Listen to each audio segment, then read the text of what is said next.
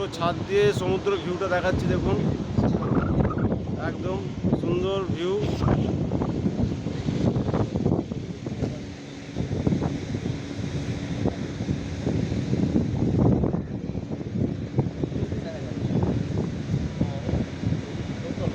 ওই যে জগন্নাথ মন্দির, জয় মহাপ্রভু, জয় মহাপ্রভু। লাইট হাউস, সামনে লাইট হাউস আছে, এদিকে আপনার সমুদ্র চলে যাচ্ছে একদম।